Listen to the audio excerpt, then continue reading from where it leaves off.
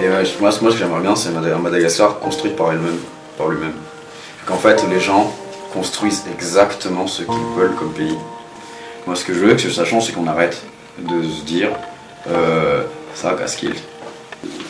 Pour moi, ce serait des Malgaches qui seraient patriotes, mais à fond, qui aiment leur pays, qui prennent soin de leur pays, je pense.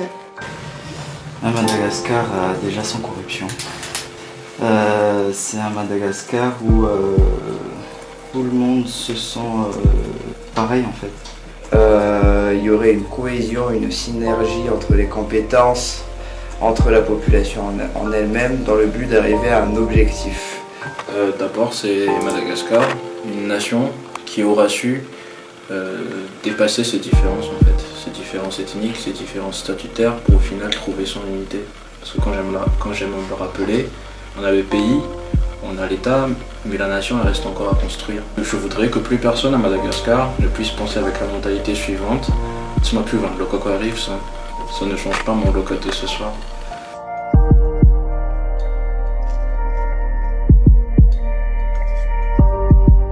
Ce que je vois en fait, c'est que, surtout pendant les campagnes, en fait, on va promettre beaucoup de choses et derrière ça ne suit pas forcément en fait. On va voir beaucoup de rêves vendus à la population qui ne sont pas réalisés derrière et du coup il y a un manque de confiance qui est de plus en plus important.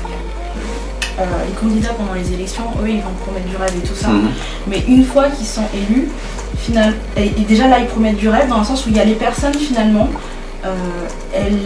elles n'arrivent pas ou elles n'ont pas vraiment le pouvoir de dire ça, je pense que la personne elle va pas le faire. Ça n'a pas l'air de vraiment peser, tu vois. C'est peut-être aussi relié à l'éducation, bien sûr, par exemple.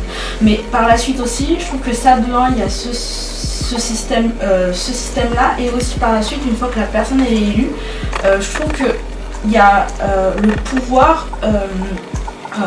il y a comment dire ça, les personnes n'ont plus vraiment de pouvoir, c'est-à-dire que la personne elle va vouloir faire ce qu'elle veut.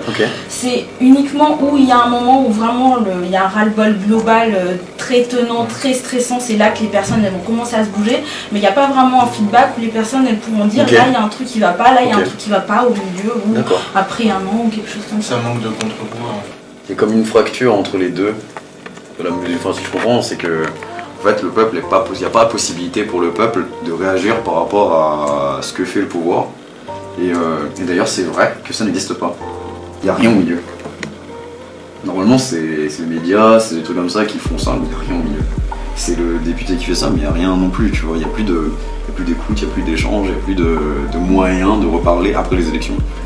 Mais je sais pas si ça paraît redondant, mais c'est quand même aussi, ça revient un peu à l'histoire des médias, c'est aussi aux médias, c'est les médias qui ont toutes ces informations-là, qui permettent du coup de remonter, tu vois, des petites choses comme ça. Et aujourd'hui, comme on l'a dit, chaque média, ils ont un candidat derrière eux, et même s'il y a un média qui va dénoncer quelque chose, les gens vont se dire, c'est juste parce que c'est des opposants, quoi. On pense quoi, Mick ?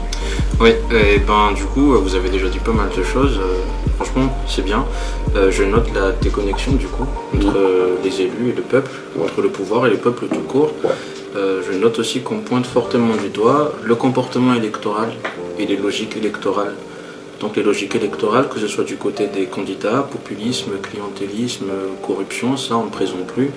Ce qui est surtout triste, c'est du côté du peuple, quoi. C'est le peuple qui accepte de se faire acheter, qui a du mal à suivre les choses, la symétrie d'information, c'est ce que vous avez souligné, qui a du mal à prendre du recul sur les promesses. Ça, c'est quelque chose de vraiment important à souligner et qui, du coup, un peu succombe au faste de la campagne. L'objectif, c'est de faire en même temps le diagnostic et proposer des pistes de solutions ensemble. Voilà. Ouais. Pour moi, je trouve que le point du média, comme ça rejoint un peu tout, c'est pas mal comme début. Je sais pas ce qu'on pense. Alors, comment on fait pour avoir des médias propres ? Est-ce que c'est un moyen ou... Est-ce que tu veux dire, comment est-ce qu'on pourrait utiliser tout ça pour répondre à cette problématique de la politique ? Déjà, comment on fait pour faire participer les gens ? L'idée, ce serait d'avoir des médias sous différentes formes qui soient proches de la population, qui parlent en fait, qui parlent le même langage. Donc il faut que les médias soient propres, mais qu'ils soient aussi compréhensifs. compréhensible pour la population, qui s'adapte au niveau de compréhension et de langage de la population pour que les informations objectives soient comprises. Ok.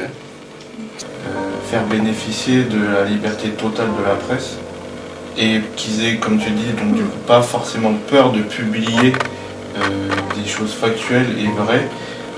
C'est quelque chose, je pense, qu'il faudrait aussi proposer, réfléchir et pouvoir l'envisager. Qu'ils puissent par exemple sortir quelque chose qui nuit à une personne, mais par exemple est engagé dans une affaire de corruption, que personne ne puisse appeler et dire tu dois annuler cette publication, il faut que toutes les informations sortent. Après, je ne sais pas où ça en est au niveau de la liberté de la presse, mais je pense que c'est quelque chose auquel on pourrait réfléchir. Que justement cette éducation politique se fasse dès le plus jeune âge, parce que moi-même j'y connais pas grand chose et je le regrette parce que je sais que c'est quelque chose de vraiment important. Et donc, comme tu le disais, que ce soit adapté à chaque âge, mais vraiment qu'il y ait cette conscience politique qui se crée dès l'école en fait. Sans que ce soit justement un parti ou un autre, vraiment quelque chose de neutre qui explique comment ça fonctionne.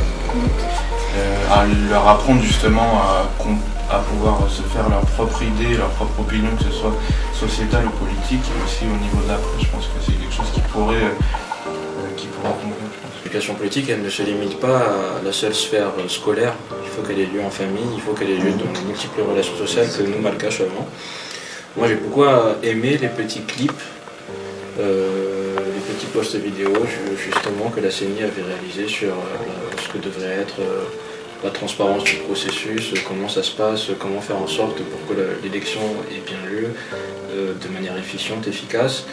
Je pense que des petits clips vidéo comme ça, comme ce que peut faire Brut, comme ce que peut faire... Enfin, j'ai plus en tête le nom de tous les médias. Ça peut être aussi intéressant parce qu'en fait, il faut qu'on en parle. Et il faut que les enfants sortent de l'école, arrivent à la maison et disent « aujourd'hui on a appris ça ». Il faut que les amis se disent « vous avez vu ce qui avait passé à la télé par rapport aux élections, par rapport à ce que c'est le vote citoyen ». Et plus on en parle dans une civilisation de l'oralité, et mieux c'est. Voilà, donc voilà, vraiment inonder la sphère citoyenne de cette éducation politique-là, pas seulement à l'école. Voilà.